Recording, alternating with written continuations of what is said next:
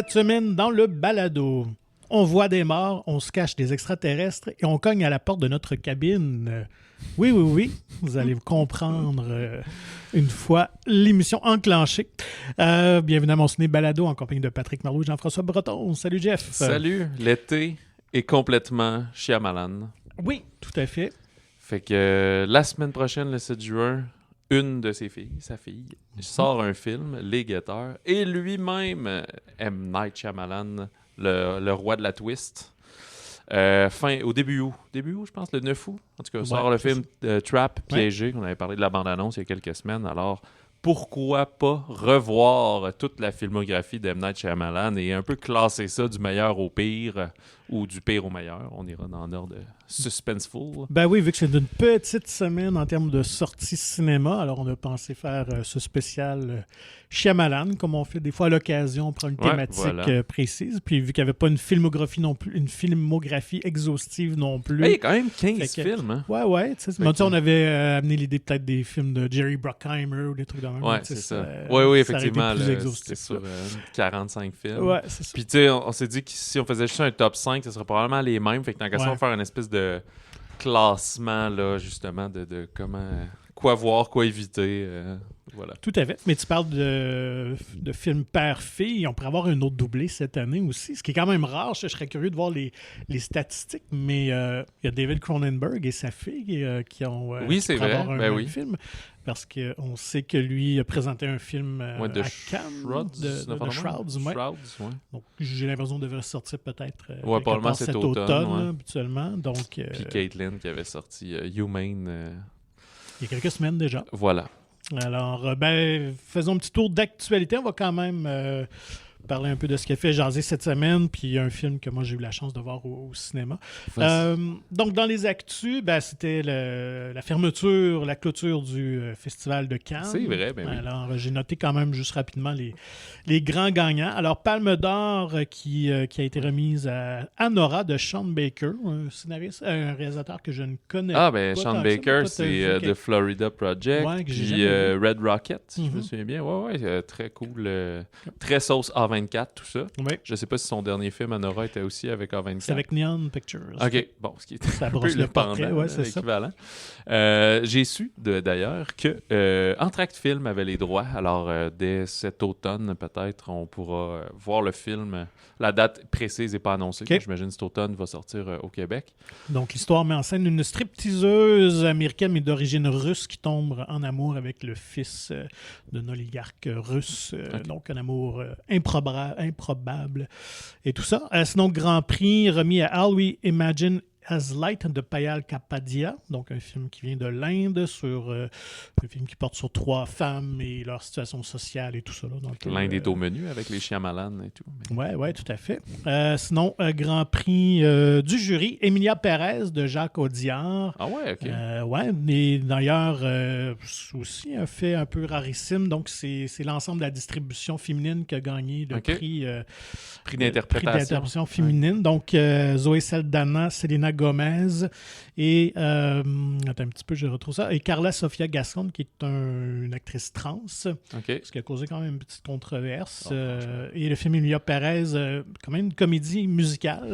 ouais, il y en a plein cette année. Ouais, c'est vraiment revenu à la mode. Donc d'une avocate d'un chef de cartel mexicain qui va subir une chirurgie de réattribution sexuelle pour échapper aux autorités.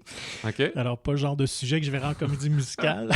Tant mieux. C'est peut-être ça qui a plu au public, au jury. Ouais, mais ça peut être le côté dramatique aussi, un peu comme Les Misérables. Là, on dit comédie musicale, mais c'était pas drôle. C'était marqué comédie policière, par contre. Fait que je pense que le traitement on est justement plus dans quelque chose de léger. OK, intéressant. Ouais, prix acteur masculin Jesse Plemons pour Kinds of Kindness. Oui, qu'on verra dans quelques semaines. Oui, tout à fait. Prix de mise en scène, Miguel Gomez pour le film Grand Tour, un film de Portugal, France, Italie qui se déroule en Asie en 1918, où une femme part à la recherche de son fiancé qui se promène un petit peu partout dans ce coin-là. Et Un certain regard, c'est le film chinois Black Dog qui a remporté le prix. Alors voilà. C'est le genre les gagnants comme ça, il y en a qui sont déjà annoncés, déjà acquis, mais mettons Black Dog, le gagnant Un certain regard, c'est le genre de film qu'on voit... qu'on arrive à mettre la main et voir sur nos écrans ici, mais des fois, ça prend plusieurs mois, puis c'est genre... en février prochain ou une Ouais. affaire de même. Là. Surtout s'il est en nomination film international, etc., d'Oscar et tout. Là, Ouais, des fois, ils attendent. quand les compétitions s'entrecroisent. Là. C'est ça. Ils attendent de voir ce qu'il va faire aussi dans les deux autres festivals plus prestigieux aussi. Donc, fait que voilà. Sinon, en Je sais termes pas de... s'il y a des plus prestigieux, mais Non, d'autres mais je veux dire, festivals d'autres prestigieux. Ouais, c'est ça que je veux dire. Je me suis trompé dans mon libellé.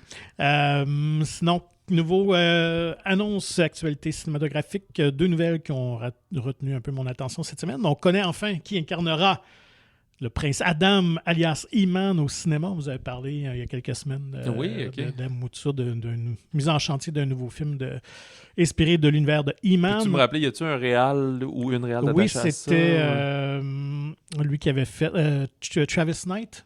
Ok, oui, Kubo et l'épée, Kubo, ouais, puis c'est Bumblebee. Là, Ouais. tout. Ok. donc, c'est un jeune acteur un peu méconnu, là, qui n'a pas une longue feuille de route, mais on sait que c'est Amazon qui est derrière la production de He-Man et a travaillé beaucoup pour eux. C'est Nicholas Galitzine. Qui joue présentement dans The Idea of You avec Anne Hathaway, qui est sorti récemment. Sinon, il était dans la version Cinderella avec Camila Cabello aussi. Je pense qu'il y a peut-être 2 ans que ça remonte à ça. Donc, il y a quand même la gueule, mâchoire très carrée. Okay. Ce qui est drôle, c'est qu'il y a quand même les cheveux bruns. Alors, pour moi, il n'y aura pas le choix de passer ça. Ouais, chez la coiffeuse pour se faire blondir les cheveux. Donc, j'ai bien hâte de voir. Ça, honnêtement, c'est un univers qui a un bon potentiel si c'est bien fait. Là, je pense. Je connais rien de ça. Je demeure curieux. C'est tout du monde de talent. Là. Travis Knight, j'ai confiance. Moi, j'avoue que j'écoutais un peu les dessins animés. J'avais plusieurs des figurines à l'époque. Là. On parle des années 82, 3, 4 là, à peu près, qui était la grosse période. D'ailleurs, He-Man qui avait détrôné Star Wars dans les ventes de jouets à ce moment-là. Là. Ah ouais, ok. Déjà que Star Wars arrivait avec le dernier film Return of the Jedi, fait que la nouvelle génération de garçons s'était lancée dans les He-Man qui trônaient en haut des ventes. Sinon, Mike Flanagan, qui connaît quand même de bons succès avec ses séries Netflix d'horreur, là, un peu. Donc, on lui a confié finalement les clés de la franchise The Exorcist. Ouais, on a remercié David Gordon Green après le fiasco du The Exorcist Believer. Voilà. Alors, fait que là, on va complètement repartir ailleurs. Donc, on a confirmé que ce ne sera pas une suite à The Exorcist Believer, ni une reprise de l'exorciste original.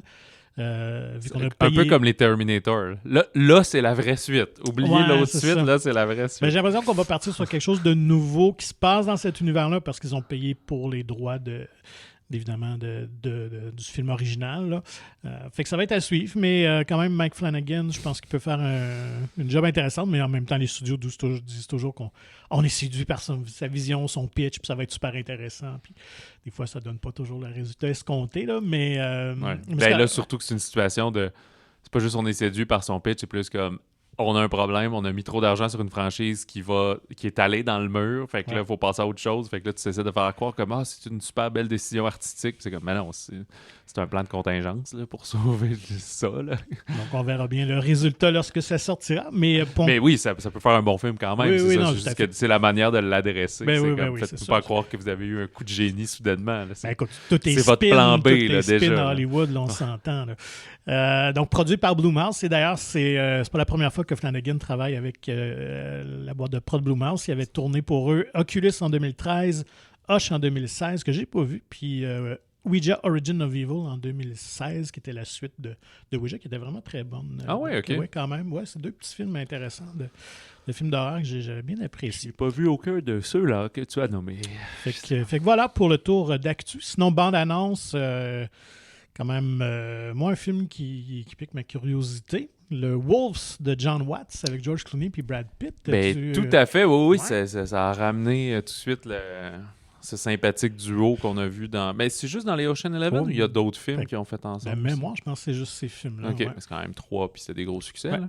Mais c'est ça. Fait que les deux jouent des nettoyeurs là, qui arrivent après un crime ou quelque chose comme ça, mais ils savent pas que l'autre va être là. Fait que déjà anguille sous roche que les deux soient appelés. Fait qu'ils se retrouvent à devoir travailler ensemble, une espèce de... Mais pas body cop, mais un body movie que sont pareils mais différents. En fait, c'est 2 lone wolves qui veulent pas travailler avec quelqu'un d'autre. On comprend qu'il y a un passé qui les lie aussi. Là, voilà. Donc, puis en même temps, ce qu'ils doivent nettoyer semble prendre un peu le champ, là, parce que tout ne semble pas ce que ça doit être. Finalement, le corps qu'ils doivent déplacer, et la personne est vivante, est mêlée à avoir volé de la drogue à quelqu'un. Ouais, c'est ça, à des trafiquants. Donc, fait quoi, comédie noire qui rappelle un peu un peu out of sight, je trouvais. Là, je sais pas si tu te rappelles de ça. Je sais pas s'ils vont tomber en amour l'un avec l'autre.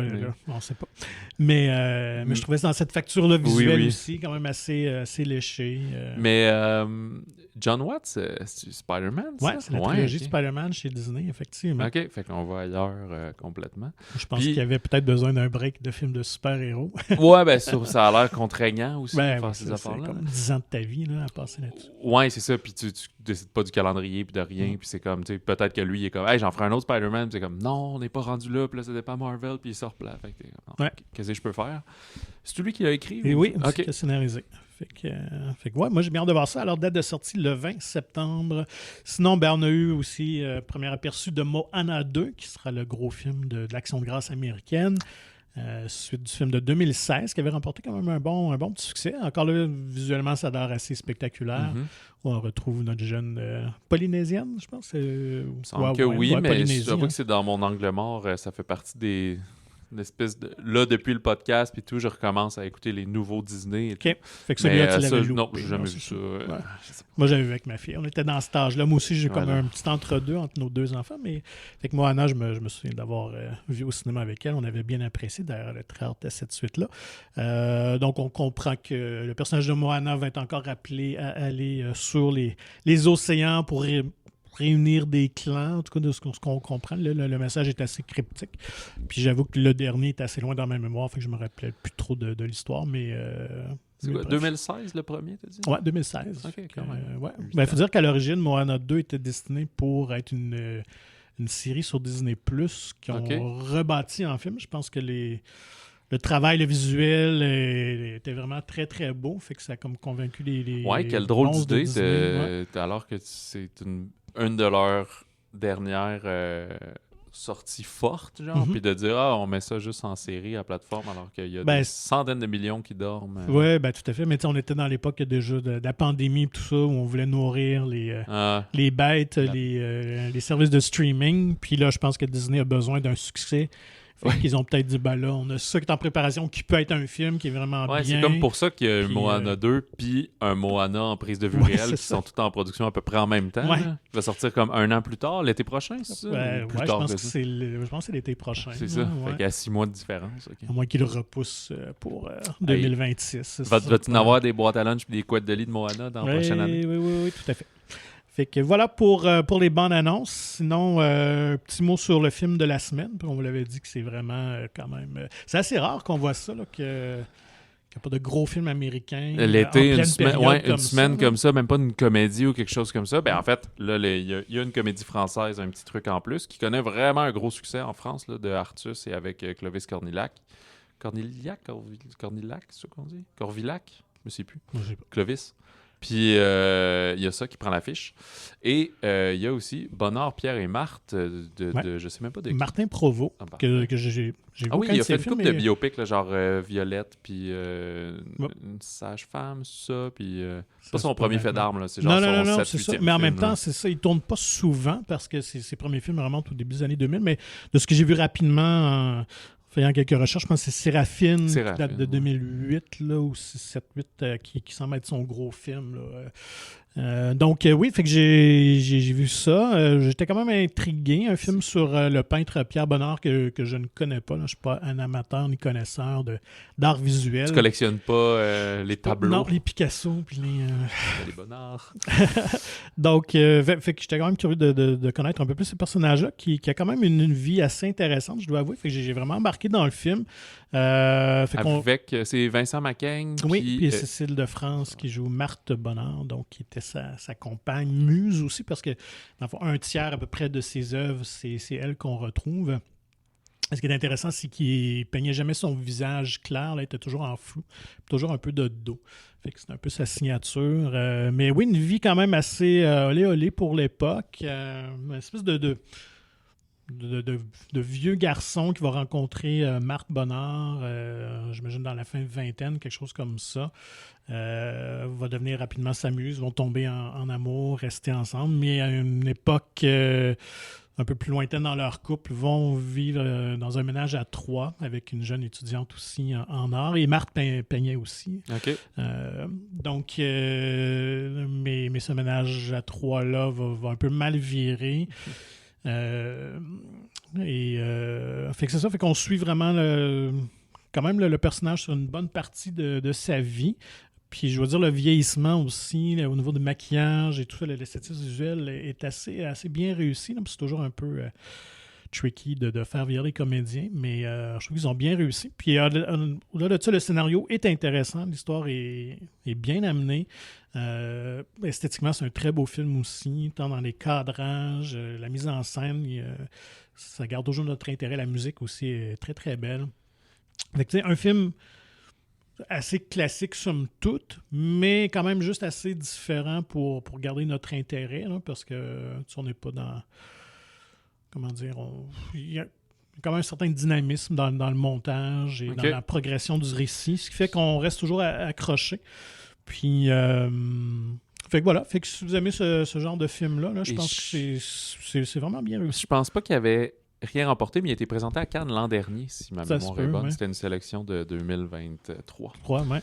Donc, Bonnard, Pierre et Marthe, si vous aimez justement l'art, au moins, parce que ce qui est fun, c'est qu'on le voit quand même beaucoup reproduire ses tableaux, fait que la partie un peu créatrice est intéressante. Puis, au-delà de ça aussi, que c'est des personnages un peu... en marge de cette époque-là, bien évidemment, les artistes, c'est souvent des êtres un peu libres qui refusent toute convention. Surtout, c'est ça, en France, on est quoi, début 1900? Début, c'est la grosse période, c'est dans les années 1910-20 à peu près. Là, fait que, justement, ouais. J'imagine boire de l'absinthe, puis triper. C'est plus les poètes, là, quand c'est des films sur des poètes là, qui vont se saouler. Peut-être. Oui. Bon, OK. On attaque tout ça? Oui. Allons-y. OK, mais là, avant de tout... je sais pas exactement comment on va le présenter, dans quel ordre... moi, j'ai fait comme 4 classements. Mais est-ce que tu veux qu'on présente par bassin ou plus en chronologie, puis en parlant du film, où est-ce qu'on l'envoie un petit peu? Moi, j'irais par bassin. OK. On peut en parler avant un petit peu de c'est qui M. Night Shyamalan. Dans le fond, c'est un peu son nom d'artiste, là. Mais c'est un Indien. Il est né en Inde, j'ai oublié de noter quelle ville, en 1970, puis il est arrivé en Pennsylvanie vers 6 ans. Puis après, il a grandi là. Puis... D'ailleurs, as-tu noté son vrai nom? Oui, mais je ne sais pas si j'ose le dire. Manoj Neliyatu Shyamalan. Fait que le M de Manoj, le N de Neliyatu, il l'a transformé en Night, puis ça lui fait un super nom. Mais j'ai écouté une couple de behind the scenes, puis d'affaires comme ça de ces films, puis il se fait souvent appeler juste Night. Le monde l'appelle pas M. Night quand il parle, il l'appelle Night. Puis... Et ça, c'est le Night et le prix à l'université. Je sais pas si tu avais présenté notre moi, c'est à l'université qui s'est donné ce nom-là. OK, peut-être. Peut-être tanné de faire massacrer son nom aussi. Puis... voilà, puis c'est pas pour rien, il est arrivé en Pennsylvanie et c'est un truc qui est très fort chez lui, c'est que tous ses films, pas tous, mais le plus possible, les personnages viennent de Philadelphie, ça se passe à Philadelphie, ça se passe en Pennsylvanie, il tourne en Pennsylvanie, qui n'est pas un endroit de tournage tant que ça, là, à part Rocky, là, c'est pas, souvent c'est à New York, Atlanta, même pour des studios, des fois, on va aller dans des studios à Philadelphie faire mes affaires. Fait que il va vraiment fort là-dessus. Lui, c'est un gros fan de basket, des 76ers. Ils disent que c'est billets de saison depuis qu'il a l'argent pour s'les acheter.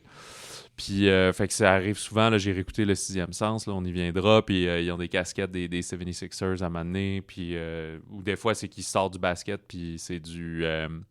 Un de ses premiers films aussi, non connu, Wide Awake, la prof, elle a la casquette des Phillies. Puis, elle est full fan de baseball. Fait que, puis, ça aide que c'est une ville qui a tous les sports. Là. Il y a même du football. Puis tout. Fait que peu importe ce que tu veux de ton personnage, tu peux lui faire aimer une équipe de sport professionnel. Puis, l'établir à Philadelphie. T'sais. D'ailleurs, moi, j'ai un petit fun fact. Wide Awake, qui avait été coproduit par ses parents, en fait. Fait qu'il avait tourné son premier long métrage, c'est un film étudiant qui s'appelle Praying with Anger. Ouais, c'est Ouais, ça. j'ai essayé de l'écouter. Je l'ai trouvé sur YouTube, qualité de boîte. Ouais. Sinon, tu sais, au début, j'étais là, on l'intègre dans ses films parce que si tu vas sur Letterboxd ou quoi que ce soit, il est là, mais c'est un film indépendant. Là. Ouais, c'est un c'est ça. premier film comme à mener. Ça me fait penser, tu sais, Pascal Plante, il comptait qu'il a ce film-là, son premier film à Pascal Plante, là, c'est pas les faux tatouages, il y en a un autre avant, mais il dit, tu sais, il est plus nulle part. Là. Il existe. Là. J'en ai fait un film, mais à un moment donné, fait que c'est un peu pour ça. Là. Ouais. Ça traîne sur YouTube, mais tu peux pas acheter non. un DVD, je pense, de Non, Praying c'est with ça. Il n'y Anger. a jamais eu de là. distribution de toute manière C'est ça. de mémoire. Et tout comme Wide Awake, la religion tourne beaucoup autour de ces deux films-là parce que c'est ça. Ah, ben, je sais pas où tu allais Ben, aller, vas-y, mais... Ah, non, mais moi, j'allais juste dire qu'en fait, une fois que tu vois ces premiers films-là, Wide Awake, j'ai pas eu le temps de l'écouter au complet, j'ai écouté à moitié. C'est un coming of age, c'est vraiment pas des les twists puis les trailers comme l'ensemble de sa filmographie. Puis c'est un petit gars qui cherche Dieu, tu sais, parce que son grand-père vient de mourir, puis là, il se demande, y est-tu allé au paradis dans l'au-delà? Fait que il recherche Dieu, fait que c'est un coming of age au travers de ça, assez tranquille. Puis j'étais là, hey, finalement, là, la religion, puis c'est comme la foi, là, avec un grand F, là, sans nommer une religion en particulier, c'est quand même au centre de pas mal tous ces récits de comme croire en quelque chose de plus fort que nous, de combattre quelque chose de plus grand, il faut que tu y crois pour le voir. Tu sais, c'est un peu ça tout le temps. Là. Oui, puis ça, c'est vraiment lié à son éducation. Parce Ok. que c'est ça, Wide Awake, en fait, pourquoi la religion catholique est présente tout comme Praying with Anger, c'est que lui était dans une école catholique alors qu'il était hindouiste. Donc, il y avait ce clash-là de culture. Fait que c'est comme au cœur un peu de ces histoires, de ces thèmes. Wide Awake a quand même vraiment une petite distribution par Miramax quand même en 98, Ouais. même si le film avait été tourné en 95. Il avait quand même été chanceux parce qu'il y avait Rosie O'Donnell qui jouait là-dedans, puis il y a une autre, Julia Stiles aussi. Ouais, elle fait la fille dans Ouais, l'époque, c'est ça. ses premiers Fait rôles. que, tu sais, pour un gars qui arrive de C'est nulle Dennis part... Leary qui fait le Dennis père, qui est Leary, quand c'est ça. même un bon routier de cinéma. Ouais, là, ouais, c'est ça. Fait qu'il avait quand même réussi à avoir un bon casting. Probablement qu'ils ont dû travailler vraiment pour le minimum de la guilde. Là. Mais bref, le film a quand même perdu beaucoup d'argent, mais ça a attiré quand même l'attention des studios. Puis là, je sais pas si tu t'en allais un peu avec son pedigree autre que ses films, mais il a quand même scénarisé un film qu'on n'associe pas à M. Night Shyamalan. Oui, le petit Stuart. Le petit Stuart. Stuart effectivement. Little. Ouais. Puis c'est drôle parce que c'est comme si sa première phase était très familiale, beaucoup plus. Puis il a avoué plus tard qu'il était le ghostwriter pour She's All Ben That. ouais, c'est Elle a ça. tout pour elle avec Freddie Prinze. Moi, c'était la grosse affaire là, en 99. Là, j'avais 13 ans. Là, puis c'était une vidéocassette bien, Oui, bien c'est louée là, dans mon cercle d'amis à l'école et tout. Là. Ben, nous autres, c'est le petit Stuart qui a roulé beaucoup Ok. à la maison, effectivement, qu'on a bien apprécié. Et puis, c'est suite à ça qu'il avait été approché par Spielberg et George Lucas pour réaliser une version de Indiana Jones 4, pas pour Ouais. réaliser, mais pour scénariser.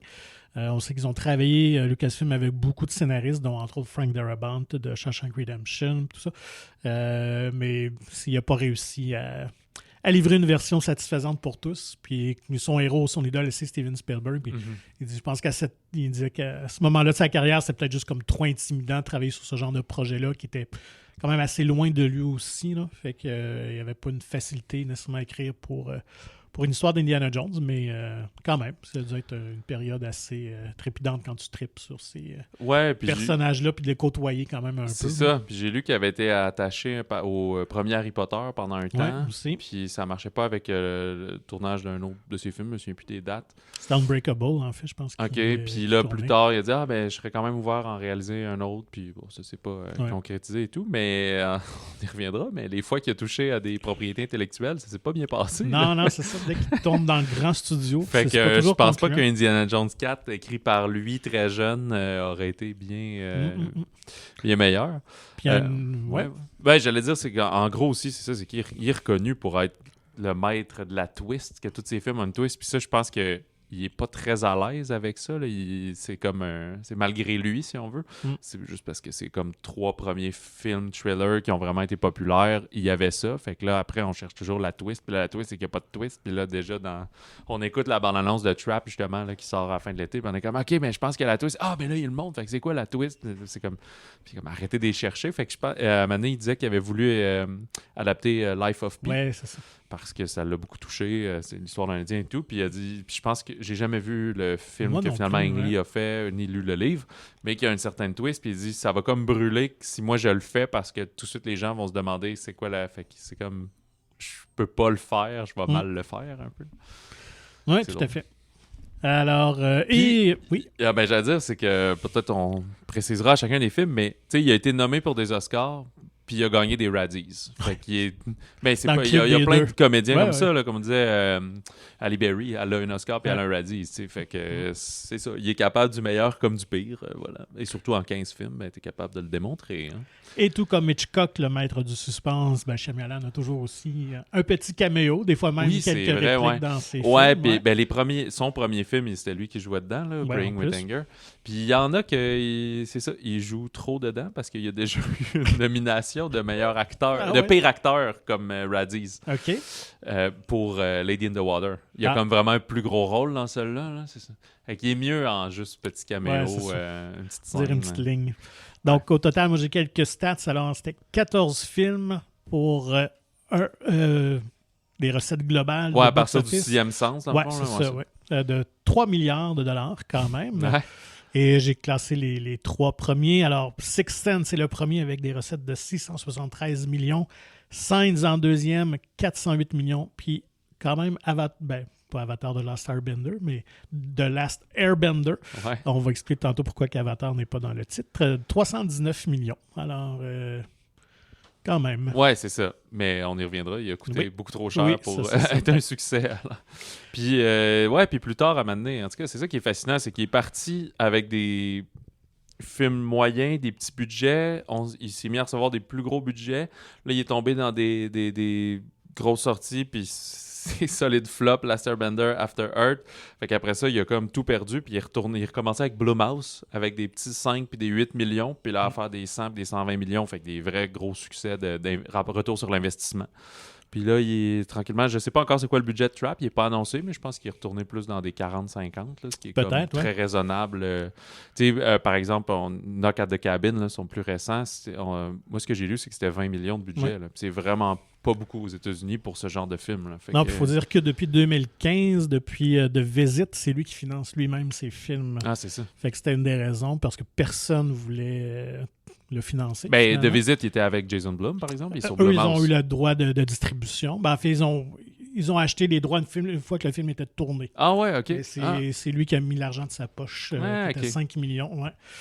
Puis, parce que c'était les trois suivants. Je ne sais pas ce que ça a fait pour Split puis Glass, mais ils sont aussi encore sous les l'égérie de Blumhouse. Là. Fait que là, je sais pas s'ils ont mis un peu d'argent ou... De ce que j'ai lu, c'est vraiment Shyamalan maintenant qui finance l'entièreté de ses films. OK, fait que c'est plus juste parce que personne ne veut le financer, c'est parce qu'il a dû réaliser que... C'est plus lucratif pour lui, justement, en faisant des films de 15-20 millions. Tu fais un 100, 150 millions, 200 millions à l'international. Fait que tu as le contrôle total, puis... Ah, OK. Fait que c'est pour ça, dans le fond, c'est le succès de Visite qui a probablement permis de financer la suite puis là, d'être de retour en selle. Tout à fait. Bon, veux-tu commencer par un peu les pires? Ben oui, allons-y. Moi, ce que j'ai mis, le pit, ou vraiment peut-être ceux à éviter si vous n'avez jamais vu les c'est juste pour les complétistes. Ou il y en a qui sont dans le So Bad It's Good là-dedans, là. Ça ferait ça. Moi, je suis très fan des mauvais films, en fait, qui sont des accidents de char, parce que clairement, puis je veux pas me moquer de lui ou de personne qui a joué dans ces films, c'est-à-dire que ça partait d'une bonne idée. Là. Ça partait c'était bien fondé puis candide, de genre, hey, ce film-là, ça va être bon, ça va être un bon suspense, le vent va nous attaquer, puis des choses comme ça. Fait que, tu sais, il y a une idée folle, mais après ça, c'est juste comme, là, tu regardes le train dérailler, puis c'est un accident, puis etc. T'sais. Ben, souvent, il part de très bons concepts. Ouais. C'est dans sa capacité de développer un bon scénario ou non sur ce concept-là. Je pense qu'il fait souvent foi de tout. Mais quand même, je dirais, dans le bas-fond du classement, il y a quand même ces 2 films de gros studios. Ouais. Fait que moi, je vais mettre là-dedans After Earth puis The Last Airbender. Ouais, ok. Est-ce que tu les as vus? J'ai vu The Last Airbender, j'ai jamais vu After Earth. Ok. Je les ai écoutés en fin de semaine, en préparation de ça, parce que c'était, à part les 2 premiers films Wide Awake, puis l'autre, c'était les 2 seuls films que j'avais jamais vus. Et pour l'exercice, j'ai revu Le Sixième Sens, que, étonnamment, ma blonde avait été préservée, n'avait jamais vu. Puis là, depuis que je sais qu'elle l'avait pas vu, mettons, depuis 4 ans, c'est quand même long, mais des fois, tu dis, on va l'écouter à m'amener, mais ça ne donnait jamais. Puis depuis 4 ans, dès que les gens parlaient du spoiler ou quelque chose, j'étais comme là, puis j'ai poussé les oreilles, puis j'attendais. Puis c'est comme, c'est fou que ce film de 99, elle ne sache pas. Fait que bref, j'ai revu Sixième Sens, puis moi, je l'avais pas revu depuis 2000, là, quand il était sorti. OK. Puis j'ai écouté les 2 terribles, c'est ça, The Last Airbender, puis After Earth. Et je peux dire qu'à beaucoup d'endroits, Last Airbender est coté comme le pire de ces films. Mais je pense que After Earth est vraiment pire. Ce qui arrive avec Last Airbender, c'est que ceux qui ont écouté la série, qui s'appelait Avatar de Last Airbender, puis là, à cause des droits cinéma d'Avatar de James Cameron, il y avait comme... Je sais pas s'il n'y avait pas le droit, mais il voulait pas trop se mouiller à aller l'appeler Avatar, puis que ça cause des problèmes, c'est ça. Fait qu'ils l'ont juste appelé le dernier maître de l'air. C'était aussi l'époque du 3D où c'était bien hot, fait qu'on met ça en 3D, puis c'est une catastrophe. Puis c'est un thème qui revient souvent avec Shyamalan, il travaille beaucoup avec des enfants. Puis c'est pas toujours bon, là. Moi non plus, je suis pas très... Je trouve que les films avec des enfants, c'est le fun quand t'es un enfant. Quand t'es un adulte, c'est un peu tannant parce que c'est pas toujours bien dirigé, surtout plein d'enfants ensemble. Fait que, tu sais, tu t'aides pas, là, dans ce temps-là.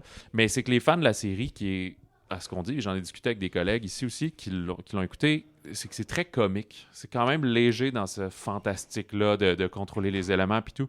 Puis dans son film, il a enlevé tout le côté comique. Puis c'est juste comme si c'était sérieux, comme pour un film pour adultes, un genre de Game of Thrones, mais c'est comme moi, mais c'est pas assez intéressant de voir des enfants se battre à contrôler des rochers, tu sais. Fait que c'est ça le problème. Fait que les fans de la série, c'est pour ça qu'ils disent que c'est le pire, parce qu'ils sont vraiment vexés de ça. Pour l'avoir écouté, ben c'est plate, il y a une ouverture, il espérait une suite, ça a coûté 150 millions, fait que il n'y aura jamais de suite, là, visiblement. Ben, d'autant plus que maintenant, Netflix ont les droits à plusieurs de leur version. Ça, exactement. Mais After Earth est bien pire. Et After Earth, c'est un pitch de Will Smith qui voulait jouer avec son fils Jaden dans un film. Il avait juste joué dans Pursuit of Happiness. Il n'avait pas fait Karate Kid encore, ça? Ah, mais peut-être Jaden, mais ensemble. Ah, ensemble, Will et Jaden dans oui, Pursuit of Happiness. Puis il dit, hey, je vais refaire un film avec lui, ça serait cool, un film d'aventure. Fait qu'il a comme pitché ça. Hey, avec Shyamalan, ça serait pas pire, nanana. Fait que là, le scénario a beaucoup évolué. Il a été coécrit avec d'autres mondes, retouché. Mais finalement, c'est que ce qui est plate, c'est tout le film, mais c'est que Will Smith est comme super charismatique. Là. Dans la vie, là, à part, bon, il y a eu des bévues, là, mais il est drôle, il a de la verve. C'est ce qu'on va revoir dans Bad Boys dans une semaine. Puis là, tu lui donnes un rôle, il est du plâtre, il est supposé être sans émotion parce que c'est ça qui l'aide à affronter des aliens qui voient la peur. Fait qu'il faut pas que tu aies peur. Fait que t'enlèves tout ce qui est intéressant à Will Smith. Donc, tu devrais prendre un autre acteur rendu là. Puis, ben, Jaden, le problème, c'est ils font juste se communiquer en remote, là. Genre, il y en a un qui... Will est blessé dans le vaisseau. Fait que là, Jaden, il faut qu'il se promène sur la terre puis qu'il trouve des affaires. Fait que là, ils sont tout le temps en train juste de parler à une balle de tennis puis parler à du vide. Puis c'est au montage que t'es mis ensemble. Fait qu'ils sont toujours tout seuls. Fait que ça aide pas. C'est tough pour un acteur, hein. Puis l'autre grosse folie, c'est qu'ils disent que ça se passe à la Terre, mais ça fait tellement pas longtemps qu'ils sont partis à cause des extraterrestres que la Terre ne peut pas avoir évolué ou dégénéré comme ça avec des nouveaux animaux sauvages mutés, puis une nouvelle chaîne alimentaire, puis c'est comme fait que c'est sur une autre planète. Vous êtes déjà dans l'espace, pourquoi revenir sur la Terre si c'est complètement incohérent que ça soit sur la Terre? Il n'y a pas d'autres humains, là. C'est pas comme Oblivion, que c'est ça le punch ou quoi. Fait que c'est ça, c'est juste vraiment plate. Il y a du CG, c'est un échec, c'est une catastrophe ce film-là, vraiment. Là. Puis ils ont dû s'en rendre compte à certains moments, ils ont dû retoucher le montage, il a dû amener tout le monde a dû faire aïe aïe, on s'en va dans le mur au cinéma avec ce film-là. Là. Hey, bref, donc, mais je te le recommande si t'aimes le Hate Watch puis les So Bad It's Good. Il y a quelque chose. Par curiosité, puis... c'est sûr qu'un jour je vais vouloir l'écouter. Mais je te rejoins sur Last Airbender parce que c'était surtout mon garçon qui était un grand fan parce qu'il était dans l'âge où il écoutait la série télé, donc les dessins animés. Alors j'écoutais de temps en temps avec lui, que j'appréciais beaucoup. Puis effectivement, on a carrément dénaturé la série. Et d'ailleurs, les créateurs qui au début étaient super contents que ce soit Shyamalan, tout ça, mais ils ont été rapidement écartés du processus créatif parce qu'eux étaient juste contents de pouvoir un peu donner leur input, puis échanger un peu avec. Puis Shyamalan, il a comme pris son autre track, puis je pense qu'il a dit non, moi je vais faire le film que je veux, puis tout. Fait que ça a donné le résultat. Le film était quand même produit par Frank Marshall, là, qui était quand même derrière les Jurassic Park, Indiana Jones, aussi un des producteurs. Fait que je pense qu'il a voulu juste créer une nouvelle franchise. D'ailleurs, c'était commis pour une trilogie de films, parce que je pense que la série animée a 3 saisons, si ma mémoire est bonne. Je sais pas combien il y en a, mais ça disait que c'était la première saison. C'est ça, fait que c'était l'adaptation de la première saison. Fait que c'est ça. Fait que bref, un catastrophe sur toute la ligne. Oui, puis j'ai l'impression que c'est sorti en 2010. Là. Il y a dû avoir aussi une espèce d'effet Harry Potter, de genre, les Harry Potter deviennent de plus en plus sérieux. Je veux aussi être une série jeune adulte. Fait que j'enlève un peu l'humour, là, puis c'est très sombre comme film et tout. Puis, il y a eu une vision, mais ça n'a pas collé avec personne. C'est ça a raté sa cible complètement. T'sais. Fait que dans la même catégorie, moi j'irais avec aussi The Happening in Lady in the Water. Oui, tout à fait. J'avais les deux mêmes. Ouais. Puis, ce qui est cool, la petite parenthèse, c'est quand même, j'adore ça, là, même s'il y a des très mauvais films, là, c'est qu'il faisait un film aux 2 ans. Là. Lui, il était parti, là, 6e sens en 99, puis après, c'est 2000, 2002, 4, 6, 8, 10, 13, puis là, il y a eu un petit peu plus... même après l'échec d'After Earth, il est sorti de visite en 2015. Fait que, il est tout le temps aux 2 ans, maximum 3, il y a un film. T'sais. Fait que c'est pour ça qu'il y en a autant. Puis, il y a quand même une espèce de détérioration là, dans les premiers, là, qui est vraiment une courbe qui descend. Puis, je me souviens encore qu'à The Happening, l'avènement, je me souviens plus, l'événement, je l'attendais, là. J'étais avec mes amis, là, on est en, 2008, fait que j'ai 22 ans, puis j'étais comme, hey, on va aller voir ça au cinéma, là, qui est le dernier, c'était pas, mais tu sais, là, il a l'air à retourner plus thriller, puis Mark Wahlberg, ok, on va aller voir ça, puis hey là. Puis, c'est fou parce que ça fait longtemps, là, ça fait comme 15 ans, j'ai pas revu ça, mais je me souviens que c'était pas très bon, puis que c'était assez ridicule. Ouais. Puis là, j'ai réécouté des behind the scenes puis des affaires comme ça, puis j'ai discuté avec des collègues de travail et tout, puis je suis comme, ah oui, c'est vrai que c'est catastrophique, puis le jeu de Mark Wahlberg est atroce. Puis, tu sais, Wahlberg est pas comme un grand acteur, mais s'il a une carrière aussi longue, c'est qu'il livre quand même bien les affaires, là. On pense à The Departed, tu sais, il est très bon là-dedans, des trucs comme ça. Fait que je pense qu'il a juste été absolument mal dirigé. Le film est sur la limite d'être une parodie, mais il se prend au sérieux. Fait que je sais même pas, Shyamalan, dans sa tête, il allait où avec ça. Là. Il y a une fameuse séquence, là, vers la fin, il est dans une maison, puis là, la madame a dit « Est-ce que vous allez essayer de me tuer? » Puis là, il est comme « Non, pas du tout! » Tu sais, ben là, je le traduis, là, mais un ton comme impossible qui a l'air encore plus fauné. Là. Non, c'est ça. Avec aussi Zoé Deschanel puis John Leguizamo, mais ouais. Fait que c'est ça, le vent essaie de nous tuer, puis... La nature. C'est la nature. Par le vent, il transporte des phéromones qui font que là, les humains se suicident, genre. Fait que, il y a ça. Mais quand même, dans l'ensemble de ces films, mon souvenir est qu'ils étaient beaucoup plus trash que ce qu'ils sont réellement. C'est comme quand j'y repensais, j'étais « Ah oui, ce film-là, il fait quand même peur. » Puis ça, c'est... Puis c'est comme, ben, pas tant que ça, finalement. Là. The Happening est quand même un peu plus graphique que les autres. Ouais, ben c'est ça, la personne qui se couche en dessous d'une tondeuse, puis c'est ça, du monde qui se gonne, mais finalement, pas de... en tout cas. Mais non, mais tu l'as dit, une de ses forces aussi des films de Shyamalan, c'est la mise en marché, les bandes annonces.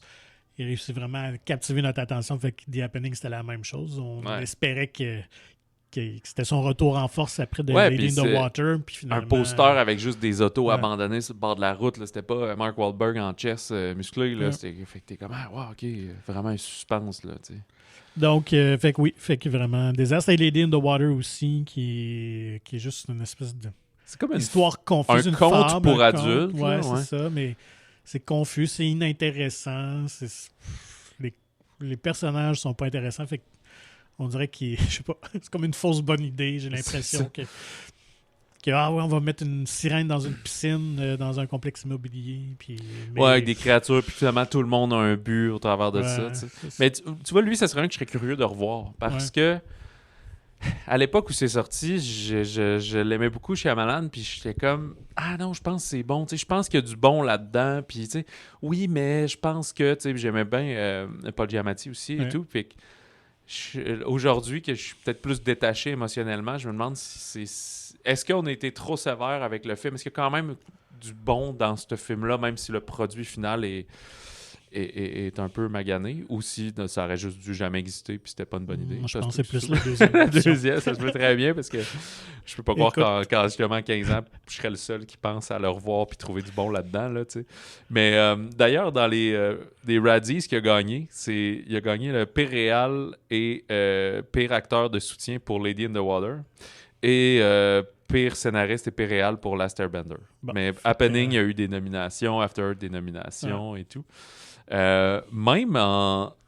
Ah non, on y reviendra plus tard, parce que c'est par rapport à un autre film.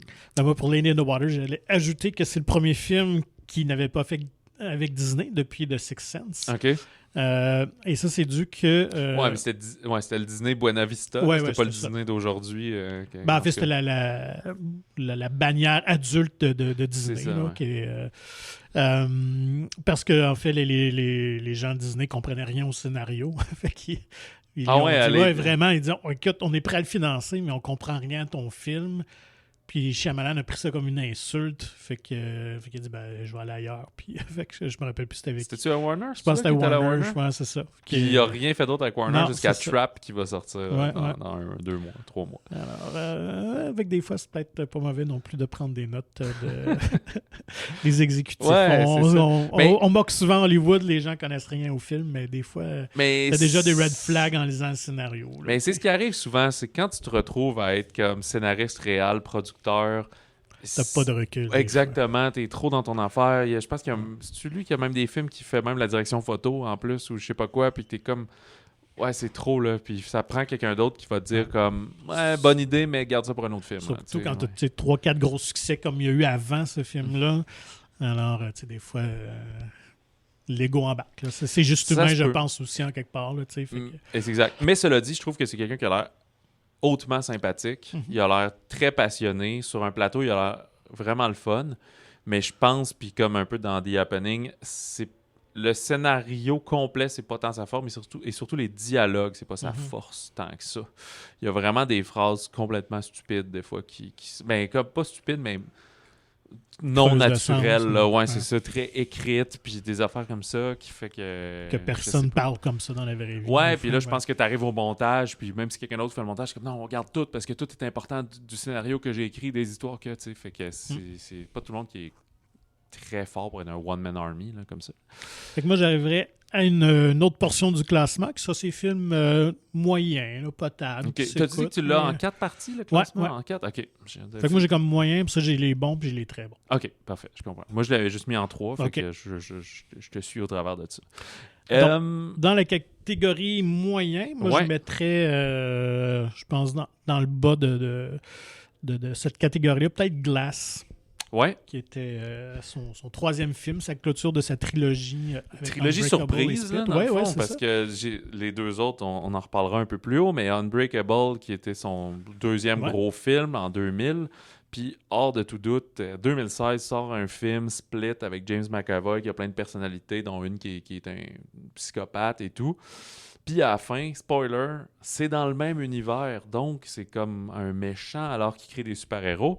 Et dans Glass, ben, il va comme un peu unifier tout ça en faisant son espèce de Marvel Initiative que finalement les psychiatres travaillent en dessous pour créer des méchants puis des humains, puis Sam Jackson revient dans son personnage de l'homme de verre puis tout. Écoute, je l'ai vu une fois, je me souviens que je l'avais trouvé un peu chaotique, ce Effectivement. film-là, d'essayer de faire vraiment un film de super-héros terre à terre, mais t'as dépassé la présentation de tes personnages. C'est comme son petit Avenger à lui, d'une certaine façon. Là. Puis, Ouais. Je pense que c'est un scénario ou une histoire trop confuse, trop d'éléments chaotiques. Tu l'as dit, avec cette espèce de société secrète, organisation secrète qui manipule derrière. Je sais pas. Je trouve que c'est... Surtout si au final, c'était moins tu le intéressant. sais que tu vas arrêter là. Mm.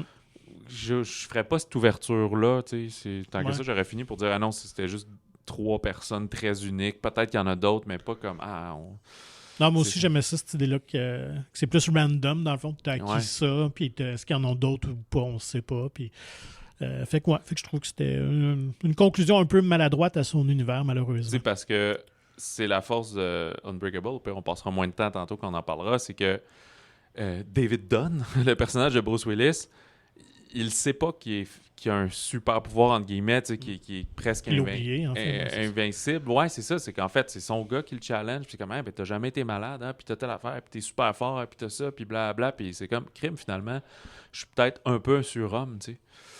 Alors que c'est ça. Fait que c'est pour ça qu'après, quand tu présentes ça, tu sais, lui, il aurait pu vivre toute sa vie, ce personnage-là, sans savoir ça, sans chercher à dire, hey, si j'ai si je suis un peu surhomme, je suis plus fort, plus résistant, je devrais essayer d'aller combattre le crime et des affaires. Ah oui, son pouvoir kinétique aussi, là, qui voit les. À la cour, là, qui voit les trucs. Fait que. Bref, on reviendra là-dessus. Fait que c'était comme plus terre à terre, puis là, c'est un peu Jump the Shark avec glace, mais c'est vrai que c'est dans le même univers, il y a du bon, fait que c'est dans les potables. Quel autre tu mets là-dedans? Moi, je mettrais Old. Ouais, je suis d'accord. Je me rappelle plus du nom en français. C'était-tu... Anormal. Anormal, c'est ça. Et ouais, dans les récents, là, 2021, genre une espèce de body horror, suspense surnaturel, où des gens dans une... comme un leisure, là, un gros hôtel très chic. Là, un tout inclus. Un tout inclus, exact. Là, amenés se font inviter à dire hey, vous devriez aller à telle plage privée, vous allez être tranquille, on vous organise un petit bus, on vous amène là. Puis finalement, par une espèce de champ électromagnétique, ils sont comme coincés là. Ils vont réaliser qu'ils vieillissent d'1 an à toutes les demi-heures. Pour que, spoiler, là, tout ça, ça serve à Big Pharma. Dans le fond, c'est un endroit qui existe naturellement, puis il y a des gros compagnies pharmaceutiques qui profitent de cet endroit-là pour tester des médicaments. Ça vient d'une bande dessinée, Sandcastles. Qui est, en fait, Château de Sable, qui est une BD franco-belge, mais qui est quand même assez différente. Oui, je pense pas qu'il y a le twist Big Pharma dans cette affaire-là. Puis c'est comme un peu l'affaire de trop. Parce que au lieu que les gens se ramassent là par accident, ben, le fait qu'ils sont propulsés là, c'est parce qu'il n'y a aucune médication que tu peux tester en te donnant une dose, puis après voir sur 50 ans comment ça évolue. Ben, je dis aucune. Il y en a quelques-unes, mais tu sais, quand ils traitent de l'épilepsie, puis ils traitent de la schizophrénie, puis des affaires, c'est des médicaments qu'il faut que tu prennes comme à tous les jours. Là. Fait que ça marche pas de même. Là. Non, c'est ça. Puis là, après ça, il y a la twist dans la twist parce qu'il y a ceux qui se sauvent, puis là, ils se rendent compte. Fait que là, donc, tout le village, là, l'hôtel, puis tout est un peu dans le coup. Fait qu'ils sélectionnent des gens qui ont des maladies pour leur envoyer une offre alléchante d'aller passer tes vacances là, mais ils sacrifient des enfants, ils sacrifient plein de monde. Là. T'as une fille qui a un cancer que tu veux tester, fait que son mari et ses 2 enfants, fuck off, là, ils vont tous mourir. Ça n'a aucun sens, c'est complètement immoral. Mais peut-être que c'était ça qu'ils voulaient, qu'on soit choqué de tout ça, mais... Puis il y a le côté où là, le caméo qu'il fait, c'est qu'il est comme en haut d'une dune, puis qu'il filme en haut de la falaise, puis il filme. Fait que c'est comme le caméraman du film est le caméraman là-dedans. Puis là, des affaires de même. Une référence méta. C'est ça. Puis les dialogues aussi ont comme pas vraiment de sens. Mais il y avait de quoi de le fun à quand même écouter le film, puis comment il évolue, puis des affaires comme ça. Jusqu'aux 3/4, moi, j'étais vraiment embarqué. J'avais aucune idée où ça s'en allait, puis ça m'excitait. Mais je trouve que le fameux twist à la fin. C'est ça, il était victime de son affaire. Puis pourtant, c'est lui qui dit j'aime pas ça qu'on m'associe tout le temps à ça. Ouais, ben, fais-le un peu moins. Là, c'est ça. Pour arriver à d'autres choses. Est-ce que. Ben, c'est ça. Est-ce que là, tu remontais d'un autre. Non, moi, je suis toujours dans ma catégorie. Est-ce que tu mettrais là-dedans de village ou tu le mettais plus haut? Je le mettais un petit peu plus haut. Parfait. Est-ce que tu mettais là-dedans Knock at the Cabin? Ouais. Parfait. Tu vois, j'essaie de deviner. Même genre de sentiment que Old. Encore là, un film aux 3/4 super intéressant. Aussi inspiré d'un roman. Oui, c'est ça. Mais encore là, que la fin n'est pas entièrement satisfaisante ou à la hauteur du concept de base ou de l'intrigue menée. Ouais, puis ce qu'on avait parlé à l'époque où on avait... Ouais, 2023, on a couvert ça avec le balado, mais c'est que la fin du roman était beaucoup plus nihiliste, là, genre, alors que là, dans le film, il est comme resté un petit peu positif, là. Il me semble un des 2 pères meurt, mais l'autre est correct, puis finalement, il arrive-tu à éviter ou il affronte l'apocalypse, ou finalement, il n'y en a pas d'apocalypse, je me souviens plus. Je pense qu'il arrive à éviter l'apocalypse. Il me semble que oui, parce que me semble le roman, ça arrive. Ouais, c'est ça. Et je pense qu'il réussit à... Mon souvenir, gros spoiler, c'est que dans le roman, tu me contais que, parce que mon souvenir, c'est ce que tu m'as raconté, que la fillette mourait, mais par une balle perdue. Fait que ça comptait pas, parce qu'il l'avait pas vraiment sacrifié, elle était morte accidentellement. Fait que les deux autres disaient ben fuck off, puis ils C'est ça, on se tuaient part, pas. Fait que là, les ouais. deux hommes allaient affronter l'apocalypse finalement, genre c'est ça. Ouais. Alors que là-dedans, il y a comme un des hommes se sacrifie, puis il faut que l'autre le tue, il peut pas se tuer lui-même, puis fait que finalement, ça aurait été quasiment une meilleure twist Je pense. de garder le truc du livre que tout finit mal que de changer ça en genre d'happy ending. On dirait que ça. Tu vas aller voir du monde se faire un peu torturer dans un chalet à dire c'est-tu vrai, c'est-tu pas vrai, ces illuminés-là qui arrivent, puis c'est vrai que ça va pas bien dans le monde, puis qu'il y a des feux de forêt, mais là, c'est à cause qu'il faut que je sacrifie ma fille ou moi, ou tu sais, blablabla. Ou que Puis, finalement, que la twist, c'est qu'ils sont juste vraiment illuminés, puis il y a quelque chose, puis qu'il se passe rien. Là, ça aurait été encore peut-être plus ouais, c'est ça. dramatique, qu'ils font le sacrifice, mais que finalement. Ouais, mais ça, tu l'aurais pas su parce que si tu fais le sacrifice, Ah oui. ça- Non, mais. donc ça arrive pas. Mais que t'amènes une twist que tu sais. Ouais, c'est ça. C'est juste des gens qui se sont échappés d'une asile. Là, Ouais, je sais c'est pas ça. trop. Là. Peut-être que ça aurait été trop facile, mais bref, ouais. Ben, je trouve ça bizarre quand aussi t'as un roman à succès, que c'est comme, il faut adapter cette idée-là, c'est vraiment bon. Puis là, c'est comme, ben oui, c'est plus long, mais tu coupes quoi? Change la fin. Oui, et c'est probablement voyons. ce qui a contribué à son succès aussi. Fait que Ben oui, tu c'est changes ça. comme l'élément. Je comprends, des du fois, tu film, coupes ben des oui. personnages, tu coupes des scènes, finalement, toute la partie où ils vont à l'épicerie, tu sais, comme t'enlèves ça, blablabla, mais si tu changes la fin, tu dénatures beaucoup le projet. Tout à fait. Puis, bref, fait qu'il y a ça. Est-ce qu'on monte de... Ouais, moi, je mettrais catégorie bon film. Pas parfait, mais qui sont Ok. quand même Fait satisfaits. que le village est Je le là-dedans. mettrais là-dedans, ouais. Ouais, ça c'était encore dans les mondes, puis je me souviens très bien, là, je pense qu'il était sorti début août là, ou quelque chose comme ça, en de 2004. Puis là, je l'attendais, là, c'était comme... il était encore très fort, là, chez Amalan. Mhm. Puis je me souviens, j'allais sur le site internet du film, Ok. télécharger des wallpapers, Ah des ouais. fonds d'écran, puis je mettais ça, puis j'en ai téléchargé quelques-uns, puis c'était comme le village très... brumeux, là, la balançoire, les petites maisons. Puis là, j'ai changé à toutes les 2 semaines. Genre, mes parents, c'est quoi cette affaire-là? C'est un film, j'ai vraiment hâte de voir ce film-là. Puis moi, j'avais aimé ça. Ça n'en est un. Je devrais plus réécouter lui que Lady in the Water. Qu'il y a probablement des petites imperfections. Je sais que la twist a choqué des gens. Des comme, ouais, on sait ça, full niaiseux, finalement, il n'y en a pas de monstre, blablabla. Mais moi, je trouvais ça quand même intelligent, Ouais. cette idée-là. Puis c'est drôle parce que j'avais à ce moment-là, je suis mêlé 2004, 18 ans. Puis je parlais de tout ça avec un ami. Avant que le film sorte, on était très sur genre, hey, ça serait cool. Tu sais, l'utopie. On avait découvert le terme puis l'expression de l'utopie, ces affaires-là. Puis on était comme, hey, il faudrait fonder une île. Puis là, on essayait comme d'écrire un roman ou quelque chose qui n'a Ok. jamais abouti. Ça n'a jamais dépassé le brainstorm, mais. Puis là, quand cette affaire-là est sortie, ça m'a vraiment percuté de genre, hey, c'est à peu près exactement ça que je voulais, tu sais. Que je rêvais, tu sais, qu'on discutait en tant que jeune ado qui arrive au cégep puis qui a des premiers cours de philo, là, tu sais. Mhm. Fait que, bref, c'est pour ça que le village m'avait beaucoup marqué, puis c'était encore dans ses gros succès, mais c'était dans ses premiers à coûter très cher. Ah non, pas non, ce que j'ai mêlé. Non, 60 millions, c'était très raisonnable. Mm. Mais il y avait des gros noms, vraiment beaucoup. Oui, là. quand même, C'est ça, le Bryce Dallas Howard dans ses débuts, mais tu sais, Joaquin Phoenix, Adrian Brody, Sigourney Weaver, William Hurt, Brendan Gleeson, c'était toutes des faces connues. Là, c'est ça. Ouais. Donc, deuxième film avec Puis toi, Bryce Dallas Howard qui s'annonçait comme S'amuse. ben là, c'était le premier. Après, parce oui, le que premier, c'est ça. Ouais, mais Ouais. suite à la débâcle de Lady in the Water. Ben, il a fait ça c'est 2 comme- fois, d'être comme Bruce Willis back-à-back, Ouais. puis elle back-à-back. Puis Joaquin Phoenix. parce Oui, que c'est ça, c'était Joaquin Signs Phoenix avant aussi, dans hein, c'est Signs ça? puis Village. Ouais, c'est Ouais, ça, exact. Fait Moi, que- quand il aimait un acteur, il voulait le réussir. Fait que ouais, moi aussi, The Village, peut-être que la fin était pas entièrement satisfaisante, mais elle faisait du sens dans son ensemble. Ouais, tu sais. clairement. Fait que là, c'est juste une question d'appréciation, je pense, personnelle. Est-ce que ça plaît ou non? Mais je trouvais que l'idée, effectivement, c'était bien amené, c'était intéressant. Fait que, ouais, moi, je mettrais dans ces catégories-là de films intéressants à voir. Là. Tu sais, c'était...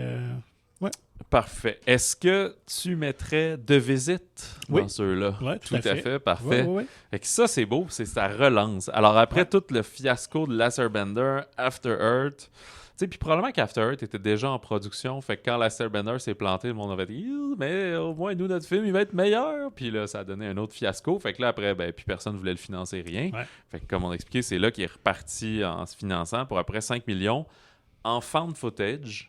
2 jeunes que leur mère les envoie voir les grands-parents, mais ils ont jamais vu les grands-parents avant. Je sais pourquoi ils étaient en froid avec ou je sais pas quoi. Fait qu'ils ont comme jamais vu, ils sont loin. Fait que regarde, je vais mettre sur l'autobus, passer, très audacieux quand même, là. Aller passer une semaine chez vos grands-parents, puis je vous reprends plus tard. Puis les grands-parents, ben, ils sont juste très weird. Ils se réveillent la nuit, ils sont mieux de barrer les portes. Fait que c'est comme une grande sœur de quoi, genre 14, puis un frère de 10 ans, mettons, à peu près. Ouais. Puis là, tout est bizarre avec la grand-mère qui rampe en dessous de l'escalier, etc. Jusqu'à un fameux punch cabanet. Tu te dis, ouais, mais c'est puis c'est ça. Fait que je sais pas si on peut spoiler. J'ai déjà spoilé des affaires. Ben, je pense. Votre grand souvenir. Ben, c'est pas eux. C'est pas ses grands-parents. On n'en dit peut-être pas plus, mais c'est pas les grands-parents. Non, c'est ça. C'est dans le fond une revisitation aussi de Hansel et Gretel, un peu le. C'est vrai, ouais, c'est vrai qu'il y a ce côté-là. Le truc, ouais. Fait que, ouais, ça, je me souviens que moi, je l'avais. Quand je l'ai vu, c'était pas mal plus tard, puis je le savais, Même tout le monde avait dit comme ah, ok, non, c'était vraiment cool, il est revenu. Fait que j'avais quand même apprécié là, sans avoir trop d'attente. Je me disais, ok, oui, c'est non, pareil pour moi, je m'étais fié un peu aux critiques, aux commentaires, puis finalement, ça avait été une belle surprise. Il y a quand même des images un peu creepy dedans, là, qui restent assez marquantes. Fait que vraiment, film très très simple, mais vraiment efficace. Avec quand même de bons petits twists dans l'histoire. Un très beau succès, budget de 5 millions, recette mondiale de presque 100 millions, fait que beau retour sur l'investissement. T'en as-tu d'autres? J'en ai un autre que j'ai mis dans cette catégorie-là. Vas-y. Je joue avec Split. OK. Mais tu sais, comme à la limite aussi... Ben moi j'accepte, c'est juste qu'on s'en était parlé, puis je pense que toi moi je pense que j'ai peut-être un peu plus aimé ça que toi, ouais, mais... Ben oui, fait que écoute, c'était c'était le comédien, j'ai oublié. James McAvoy. Ouais, James McAvoy qui est juste subliminal là-dedans. Là. C'est transformation il y a physique comme juste par le jeu. personnalités, c'est ça? Ouais, c'est quelque chose comme ça. Sont vraiment incroyables à voir. J'avais lu une petite entrevue, c'est ça, McAvoy, quand Shyamalan dit j'ai un projet pour toi, puis tu dis ça, puis tu dis OK, c'est quoi le nom du personnage? Il s'appelle comme non, lis le scénario. Non, mais juste le personnage, il est quoi dans le... Non, lis le scénario. Tu sais, je peux pas t'expliquer, lis le scénario. Puis c'est comme OK, puis là, je disais 10 pages, OK, puis là, d'autres pages, une autre personne, je comprenais rien jusqu'à temps que tu comprennes tout, puis t'es OK, c'est ça qui se passe, là, tu sais. Non, le scénario était vraiment bien développé. On retrouve aussi une jeune Anya Taylor-Joy. Ouais. C'était son film qui suivait The Witch, là. Moi, probablement. En tout cas, sinon, genre troisième film. Puis, écoute, oui, là, je pense que c'est ce qui a contribué, je pense, à mon appréciation, c'est la fameuse twist où on apprend que le film fait partie de l'univers d'Unbreakable. Lorsqu'on voit Bruce Willis et son personnage de David Dunn apparaître, ça va être comme, OK, là, ça donne toute une autre dimension au film que j'ai trouvé vraiment intéressante. Là. The Beast, là, c'est ça. Ouais. Mais oui, sinon, c'est ça. C'est comme c'est un film de performance d'acteur. Là, ça repose sur McAvoy. Puis, comme c'était son second tout de suite après The Visit, budget de 9 millions, là, fait que lui aussi, c'était encore lui qui s'autofinançait. Fait que c'est pour ça que c'est des jeunes filles séquestrées, lui qui va chez la psychiatre, il n'y a pas de grand décor incroyable. Il n'avait pas besoin de toute façon. Là. C'est quasiment un huis clos, là, à part quelques exceptions près où on sort, mais la majorité du temps, ça se passe dans... il est dans une espèce d'hangar, des égouts, je sais pas trop. Là. Puis, un résultat mondial de 278 millions, là, il y a les poches pleines. Oui, c'était bien refait. Je sais pas s'il avait fait un deal de pourcentage, justement, avec McAvoy quand il était dans Blumhouse. C'était ce genre d'affaires-là. Fait que peut-être qu'il... Fait que, oui, ça, c'est quand même bien. J'ai un peu de réserve parce que autant c'est un film de grosse performance. Je comprends pourquoi quelqu'un capoterait, adorerait ce film-là. Mais moi, des fois, je trouve ça un petit peu lourdeau, là. C'est juste appréciation. Goût personnel, là, de quelqu'un qui joue plein de monde. On dirait que ça devient artificiel, tout ça, là. Mais... faudrait que je le revoie, sinon, mais vais-je le revoir? Vais-je avoir le temps? Je sais pas. Mais j'accepte que c'est quand même dans ce bon film. Moi, ça a été une très, très belle surprise. Encore là, ne sachant pas trop à quoi m'attendre, comme de visite, j'avais complètement embarqué dans son histoire. Donc, il en reste 3. Il en reste 3. C'est très bon. Moi, j'y mettrais en troisième place, on fait le décompte. Moi, j'irais avec Signs. Oui, parfait. Ouais. Fait que finalement, c'est quasiment antéchronologique, tout ça. Là. Oui, Sign, moi, j'ai trouvé ça vraiment cool. Je sais qu'il y en a qui c'est comme tous les films de monstres. Quand tu vois le monstre, soit t'adhères, soit il y en a qui débarquent. Fait que c'est un film d'extraterrestres. On voit des trucs de plus en plus bizarres arriver. Ça, c'est une bonne balance. Il y a des enfants, mais c'est quand même les deux adultes, Mel Gibson puis Joaquin Phoenix, les deux leads. Fait que ça passe mieux tout repose pas sur juste le point de vue des enfants puis les enfants tout le temps. Puis, tu sais, la fameuse scène où ils se mettent du papier d'aluminium sur la tête, Joaquin Phoenix et Mel Gibson s'enferment dans la petite garde-robe pour écouter la télé puis les nouvelles. Il se met à avoir des trucs, c'est ça, dans le champ, là, les fameux les signes, justement. De plus en plus de signes qu'il y aurait des extraterrestres. Fait que, c'est ça. Quand on les voit, il y en a qui n'aimaient pas trop le visuel, mais je suis comme, non, c'est pas correct, c'est son idée à lui. C'est la petite dose aussi, tu sais, quand même. Puis moi, c'est ce que j'ai apprécié parce que 3/4 du film, un peu plus, tout est suggéré. On se demande même est-ce que c'est vrai ou non. Puis finalement, quand il y a la fameuse invasion, ben on est carrément juste dans le sous-sol, puis on fait juste entendre. Oui, il y a ça. Puis il y a le moment où il marquante. va chez un voisin qui est joué par Shyamalan, puis il a dit je n'ai enfermé un dans le garde-robe. Puis il dit nous autres, on s'en va proche de l'eau, il paraît qu'il y en a moins. Puis tout. Puis, fait que, tu sais, ce punch-là je comprends, c'est que si la seule faiblesse des extraterrestres, c'est l'eau, ben, elle vient pas sur la Terre, parce que la Terre est comme à 60% d'eau, là, une affaire de même. Là. Fait que, ben, va pas là. Comme si on allait sur une Terre qui était à 60% de lave, ça serait rough, là, quand même. Peut-être qu'ils sont juste pas rendus compte. C'est ça, ils sont arrivés sur le mauvais angle. Là. Toute l'eau était dans l'angle mort. Puis, mais moi, je trouve que ça fait le fun dans le cadre du film et tout. J'ai pas de problème avec ça. C'est un peu comme War of the Worlds, là, la guerre des mondes aussi, que finalement, c'était juste les bactéries les ont niquées, puis tout ça pour ça. Là. Fait que, on spoil tous les films qui existent puis qui ont 20 ans. Fait que, je sais pas si tu avais d'autres fun facts sur ce film. Hey, j'ai oublié de dire tantôt, il y a un fun fact qui était drôle avec The Visit, parce que j'ai lu plein d'affaires sur les Razzies, les fameux Golden Raspberry Awards. Shyamalan avait été en nomination pour le Redeemer Award. Ah, OK. Fait que ça, c'est un prix que c'est comme après avoir fait des fiascos, parce que c'était suite à After Earth, mais c'est pas lui qui a gagné. Les autres nominations, il y avait Will Smith lui-même, parce que entre After Earth, puis là, il était allé faire Concussion cette année-là. Il y avait Elizabeth Banks entre Movie 43 et Pitch Perfect 2. Mais le gagnant est le Sly lui-même, Sylvester Stallone, pour le All-Time Razzies Champ, pour toute la dompe qu'il a faite. Pour Kaplan. Et non, Creed. En 2016, c'était Creed. C'est ça. Kaplan, c'est les années 80, fin 90. Ouais. Fait que, oui, c'est quand même le fun de suivre des artistes qui retombent sur leurs pattes. Je pense que c'était mérité pour Sly, qui était effectivement très bon dans Creed. Fait que moi, je mettrais deuxième place. On va voir si tu le mets à la même place que moi. Moi, j'irais avec Sixth Sense, le sixième sens. Pour moi. Écoute, j'ai pas revu... Non, j'ai vu Unbreakable, mais peut-être genre dans le confinement, là, quand tout le monde aurait écouté tous des vieux films et tout. Je pense que c'est là que je l'ai revu. Et je suis d'accord. Okay. Avant de réécouter le sixième sens, je me suis dit, ben non, c'est le sixième sens, le numéro 1, c'est sûr. Mais, le sixième sens, ouais, c'est ça. Là, tu mets le sixième sens. On parle du sixième sens, parfait. En deuxième place, et j'ai un peu de problème avec les dialogues. Je trouve que c'est un film qui est basé pour le punch.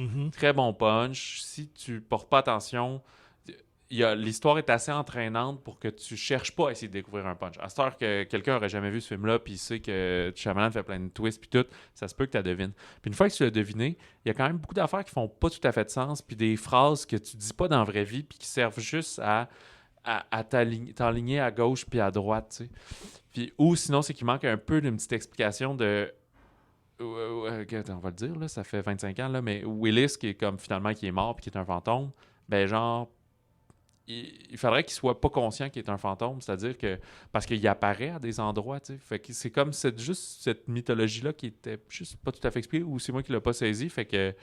Des fois, c'est un peu mêlant qui arrive, qui est déjà dans des lieux. Tu sais, amener le kid, il revient de la maison, puis la mère est là, puis elle l'attend, puis Bruce Willis est à côté. Puis là, plus tard, c'est juste que ça te permet de dire hey, Bruce Willis, j'ai oublié le nom de son personnage, il est partout, mais c'est vrai, il touche à personne, il parle à personne, il parle juste au petit gars, tu sais. Mais lui, il sait pas qu'il est un fantôme. Non, il sait pas qu'il est un fantôme, mais ce qu'on comprend pas, c'est que c'est comme si la ligne temporelle fait que si t'es un fantôme, ce que je crois comprendre pour que le film fonctionne, des fois, tu disparais puis t'existes plus. Puis à un moment donné, tu reviens puis t'es à un endroit. T'es pas genre... Tu vas pas te coucher, tu vas pas manger, tu vis pas une journée normale. T'es juste... T'apparais puis tu disparais sans avoir conscience que t'as disparu. C'est ça qui permet de marcher que Ah oui, je suis dans la maison parce que je l'attends pour une consultation, mais il arrive en retard, fait que sa mère le chicane, puis ils s'en vont souper, fait que je vais y aller. Mais t'ouvres pas la porte, t'interagis pas avec rien, fait qu'il faut que tu disparaisses. Sinon, pour le cinéma, ben c'est juste, je l'assois sur la chaise, il parle à personne, puis le plan d'après, on n'y pense plus. Mais lui, là, pour en être pas conscient, il faut qu'il soit un peu omniscient, puis il est partout, puis il disparaît, puis il revient, puis sans avoir conscience qu'il est un fantôme, tu sais. Ouais. Fait que c'est l'affaire qui est très importante pour que ça fonctionne, mais c'est jamais vraiment expliqué. Fait qu'il faut juste le raisonner comme ça. C'est peut-être peut-être qu'il fait partie des cinéastes qui, il y a réponse à tout, mais après, qu'est-ce qu'on met dans le film, puis qu'est-ce qu'on laisse en dehors. Moi, je trouve juste, contrairement à Unbreakable, c'est effectivement une fois que tu connais le punch, ça se réécoute moins bien, je trouve. Ben, ça m'a pris 25 ans, puis j'étais comme... Puis même en le réécoutant, tu sais, ça commence par... il est avec sa blonde, puis il y a du fun, puis là, il arrive l'ancien patient, puis il se fait tirer dessus, puis tout de suite après, c'est comme l'automne plus tard. Puis même moi, je savais, là, puis comme je dis, ma blonde ne le savait pas, puis elle était comme, c'est bizarre, on skip à ça, on revient pas là-dessus. Puis j'étais comme, moi, ça va sûrement resservir plus tard, tu sais, comme une séquelle ou quelque chose, parce qu'à partir de là, c'est comme on pense que son couple va pas bien, mais tu sais, t'as pas de raison, si t'es parfaitement en amour puis tu te fais tirer dessus, ta blonde va pas arrêter de t'aimer, là. C'est comme, il y a... Non, fait que même ça, c'est un peu gros, mais écoute, il a été nommé aux Oscars pour meilleure réalisation puis meilleur scénario. Ouais. Mais je pense que c'est quand même un très bon réalisateur. Je pense juste qu'il faut pas que... C'est ça. Ce serait quasiment mieux d'avoir les scénarios d'autres mondes, tu sais. Ou de travailler avec quelqu'un, des fois en duo. Mais ceci dit, non, c'était quand même très audacieux. Ben, audacieux, en tout cas. Ça a été une belle surprise, honnêtement, parce que personne ne s'attendait à ce que ce film-là remporte autant d'argent. Hey, et 670 millions, c'est fou, là. Moi, je suivais le box-office presque 300 aux États-Unis, là. Oui, puis à chaque semaine, ça se maintenait. Des fois, ça faisait un petit peu plus, ce qui est rare là, qu'on voit aujourd'hui. Là. Fait que c'est un phénomène juste incroyable de bouche à oreille, justement. Je pense que les gens avaient un plaisir d'amener quelqu'un puis de lui faire découvrir le punch, puis de voir comment les gens réagissent. Là. Ça, c'est quand même toujours un petit plaisir aussi. Moi, j'ai quelques petits faits intéressants sur le film. Le scénario avait été acheté par Disney, donc je pense que c'était Touchstone à ce moment-là, la bannière. Et c'est le président de production de Disney, David Vogel, qui avait acheté le scénario pour 3 millions avec aussi la condition que Shyamalan réalise le film. Et ça n'avait pas passé auprès du board de Disney. Ah ouais, OK. Ouais, fait que Vogel avait perdu sa job à cause de ça. Disney avait vendu le scénario à Spyglass Entertainment, mais gardant une cote de distributeur, mais ne voulait pas le financer. Puis finalement, écoute, ça a été un énorme succès. Mais là, je peux pas voir qu'il a perdu sa job juste à cause de ça. OK, parce qu'il a signé... Sans leur accord. Ah, OK. Ouais. Fait que les autres, ils ont comme pas... Non, on n'autorise pas ça. Tu aurais dû nous demander, autre que je sais pas trop les tractations. Fait que, quand même. Aïe, aïe. Fait que, je sais pas s'il s'est replacé ailleurs, mais en tout cas, ça doit être déchirant de dire finalement, j'avais raison. Non, parce que ça me rappelle aussi... Écoute, je sais pas qui a réalisé ça, mais il y avait un... Début 2000, là, il y a eu un film avec Robert De Niro là, qui était comme un psychologue ou un psychiatre, puis il y avait une petite fille, puis c'était toute sa fille à lui, puis elle faisait des dessins, puis finalement, c'est une espèce de twist comme ça, que genre tout est dans sa tête, ou que c'est pas arrivé, ou que c'est elle la tueuse, ou tu sais. Puis c'est des films qui ont l'air de rien, mais qui rapportent full d'argent, parce que le monde, c'est comme, hey, c'est un comédien que j'aime, il est vraiment bon là-dedans, Bruce Willis est vraiment bon, puis il y a un punch, là, tu vas tomber sur le cul, tu vas tomber en bas de ta chaise, faut que tu ailles voir ça, mon chum. Fait que le monde, puis encore plus, tu sais, 2000, tout le monde allait au cinéma, là. Aujourd'hui, ça finit en plateforme, on va attendre 2 semaines, puis je vais l'avoir, là, tu sais. Puis c'était la grosse période de Bruce Willis aussi, quand même, c'est ça. Il venait d'enchaîner. Fait que je trouve ça nul que pour genre 3 millions, pour un film qui coûtait 40 millions, tu sais, oui, c'est un certain investissement, là, c'est 3 millions à 25 ans, là, c'était peut-être comme 10 millions aujourd'hui, mais c'est genre 10 millions aujourd'hui, si Disney achetait les droits d'un film pour ça, ça ferait pas la une. Là. Hey, t'as donné ce montant-là au gars qui a fait Wide Awake. C'est peut-être ça. C'est ça. Qui a fait genre 50 000. Puis il y en a 2 dans le bar qui disent c'est quoi ça, Wide Awake? Ouais, c'est ça. C'est ça. Puis pourquoi Bruce Willis a participé au film? C'est qu'il y en devait une à Disney, en fait. C'est ça que j'ai vu. Il tournait un film qui s'appelait Broadway Brawler. Je pense que tu aurais aimé ça parce qu'il jouait un ancien joueur de hockey. Ah ouais? Hey, ça aurait été bon, ça. Puis, écoute... Pour celui je ne sais même pas s'il s'est patiné. Puis le tournage a vraiment chié. Ça a l'air que Bruce Willis traîne une réputation qui est très difficile là, sur les plateaux de tournage. Fait qu'il avait renvoyé une partie de l'équipe. Il ne s'entendait pas avec le réalisateur, la productrice. Fait que finalement, Disney, à moitié du tournage, on dit OK, on arrête ça. Puis au lieu de juste rembaucher des gens puis de repartir le tournage, ils ont dit OK, en échange de ça, tu nous dois 3 films. OK. Puis, c'est pas qu'il y a eu The Kid, puis des affaires comme ça, ouais. En fait, il y a eu Armageddon, qui était son premier. C'était avec Disney, ça? Ouais, avec OK. Disney. Puis The Sixth Sense et The Kid, qui était le troisième film. C'est ça. Puis Ouais. The Kid était beaucoup plus familial, là. Ouais. Fait que, voilà. Et ça arrive des fois. J'en entends des trucs de même, là, des comédiens qui... Val Kilmer, c'était ça avec Top Gun. Il était sous contrat avec Paramount, il leur devait un film, puis il a dit tu vas jouer là-dedans, puis écoute, Ouais, je l'avais entendu d'autres comme ça, ouais. Ouais. Je pense qu'ils doivent essayer d'éviter ça maintenant, mais à l'époque, c'était ça. Tu sais, on te prend pour 5 films. Puis là, mais t'as une date limite. Fait qu'à la fin, c'est comme, ben là, cette année, il faut que tu fasses 2 films. Bon, ben donne-moi une pile de scénario à son agent, prendre lui, puis ça va être ça. Fait que t'es comme, un gros nom dans un film boboche avec des réals pas trop connus, puis c'est comme, ben... Il était obligé contractuellement, mais il est quand même payé 18 millions, lui, pour faire un film que le budget, c'est 22. Donc, il y en a 4 millions sur le film puis 18 dans ses poches. Là. Fait que... ouais, c'est ça. Fait que... oui, en tête de liste, sans grande surprise, c'est Unbreakable. C'était comment au Québec? Pas incassable. C'est pas... Non, pas incassable.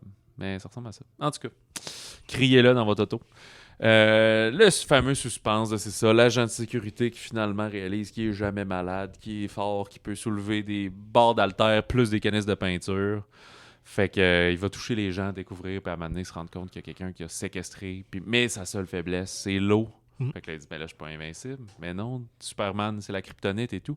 Et tout ça vient de ce monsieur qui a des problèmes, Samuel L. Jackson, monsieur Vert, qui est toujours en train de briser, qui orchestre des accidents pour essayer de trouver des gens plus forts et qui survivent à ça. Ben oui, c'est qui survit à un accident de train, quand même. Oui, j'avais oublié cette partie-là.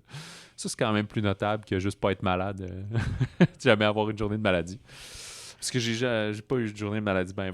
J'en ai jamais. Ouais. Mais je pense pas que je survivrai à un accident de train, ça l'a dit.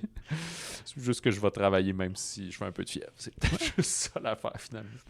Fait que non, Breakable, écoute, un film avant-gardiste avec cette thématique-là de super-héros. On commençait, écoute, même X-Men n'était pas sorti, je pense que c'est 2000. C'était-tu 2000, c'est la même année qu'X-Men de Fox, je pense. Probablement, ouais. Mais, donc, il revisite, c'est ça, la thématique de super-héros, mais dans un angle hyper réaliste, très concret, qui faisait très roman graphique. Là. Ça peut être très bien écrit par Frank Miller ou Alan Moore à cette époque-là.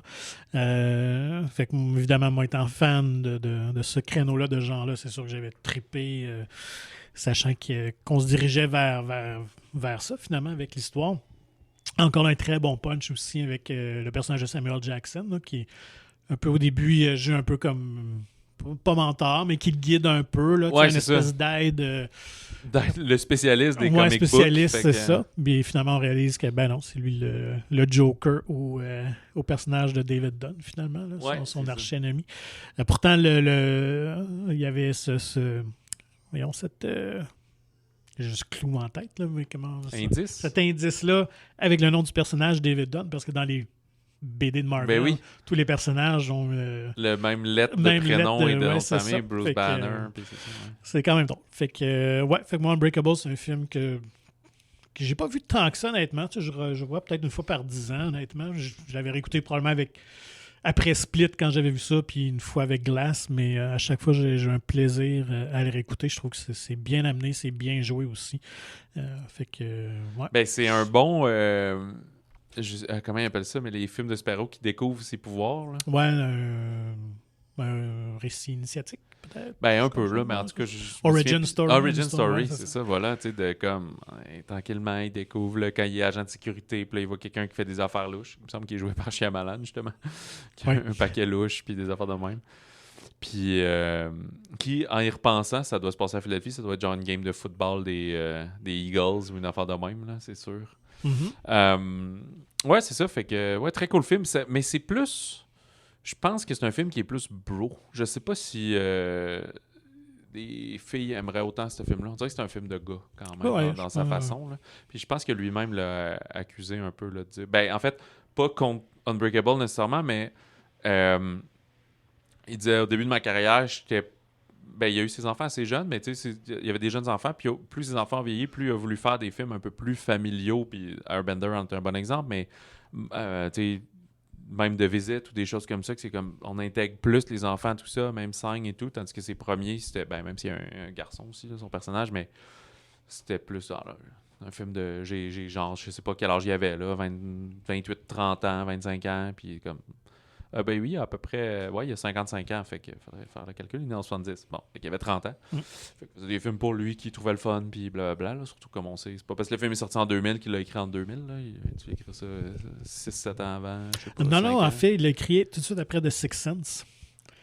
Fait que c'est pour ça que Bruce Willis est dedans, parce qu'il a pitché son idée à Bruce Willis, qui a dit « Ah oui, je trouve ça super intéressant ». Fait qu'il a écrit son scénario. Parce que les films ont 1 an de différence. Ouais, fait qu'il a fait pendant fait qu'ils qu'il ont tourné montait... ça vite en tabarouette. Oui, vraiment, tout à fait. Puis déjà à l'époque, il disait que c'était Samuel Jackson qui avait en tête, fait qu'il écrivait le personnage pour lui. Puis c'est Bruce Willis qui a servi d'intermédiaire pour ce qu'ils avaient joué ensemble dans Pulp Fiction, même s'ils ne se côtoyaient pas. Mais fait que bref, c'est Willis qui a donné le scénario à Samuel Jackson. Qui a décidé de jouer dedans, ouais. Fait que ça s'est fait, en l'espace de... L'écriture en quelques mois, tournage. En même temps, c'est un tournage qui devait être après 60 jours. Là, c'est pas énorme. Il n'y a pas de temps d'effet non plus. Fait que. Crime. Ah, ça me donne envie de les réécouter. Mais, tout ça pour dire que quand Trap va sortir j'ai oublié de noter, 9 août, je pense. Ouais. J'ai quand même bien hâte. Je suis j'aime beaucoup Josh Hartnett. Autre fun fact, The Watchers la semaine prochaine. Première réalisation de sa fille Ishana Night Shyamalan. Mais une autre de ses filles, je sais qu'il y a 3 enfants, l'autre, je sais pas si c'est une fille ou un garçon, elle est juste pas dans le milieu des arts. L'autre de ses filles est chanteuse. Ouais, chanteuse musicienne, est comme pop star, mais d'espèce de la scène hindou-américaine, hindou-anglo, là, genre un peu.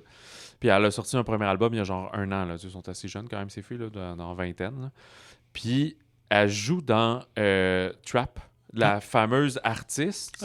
Mais c'est pas elle, est un personnage, mais c'est sa fille qui joue Lady quelque chose. Là, l'espèce de Beyoncé. Lady Raven, ouais, c'est ça. C'est Saleka Shyamalan, qui est connue comme artiste, juste comme le nom de Saleka. Fait que c'est vraiment la famille au grand écran. Cet été, ne manquez pas les Shyamalan à tous les mois. Moi aussi, j'ai bien hâte à Trap. Je trouve que, encore là, le concept a de l'air le fun. C'est quelque chose d'original. Ça, il faut lui donner souvent. Il nous présente toujours quelque chose qu'on n'a pas vu. C'est sûr que ça se passe à Philadelphie. J'ai pas regardé, mais ça va sûrement être ça. Effectivement. Fait que j'ai bien hâte. Ouais. Fait que voilà. Et la semaine prochaine, on est de retour avec un épisode plus traditionnel où on va vous parler entre autres de Watchers, les guetteurs de Ishana Shyamalan, mais aussi de Bad Boys Ride or Die. Est-ce qu'on va avoir droit à du bon Will Smith ou du Will Smith de After Earth? Puis moi, je dois avouer que j'ai débuté mon marathon Bad Boys pour être au jour pour la sortie du nouveau. Je les avais écoutés en début d'année. Là, je me souviens plus si c'était dans mon congé de paternité ou dans le temps des fêtes, là, mais je les avais tapés les 3 en prévision de. Et que moi, j'ai jamais écouté, donc je découvre. Ah, ben moi aussi, c'était ça. Le 2, il a joué beaucoup à télé, là, TVA, TQS, quand j'étais jeune. J'avais vu des bribes, mais jamais au complet. Là, je suis fin prêt. Puis c'est les mêmes co-réals du dernier volet, du 3, qui reviennent pour le 4e. Fait que je pense qu'on va être dans le même genre de petite folie. Et de blagues et de petites vannes entre amis. Alors, bref, ça conclut ce balado. Écrivez-nous, comme d'habitude, balado@monciné.ca, puis dites-nous donc si on a eu tort pour After Earth ou autre. Procurez-vous gratuitement le magazine Mon Ciné, qui est disponible en version numérique ou physique dans votre cinéma favori de la province. Visitez le monciné.ca pour plus d'informations. Sur ce, on vous souhaite bon cinéma, bon popcorn. Si jamais un jeune dans votre entourage qui dit qu'il voit des morts, posez-vous des questions. Croyez-le.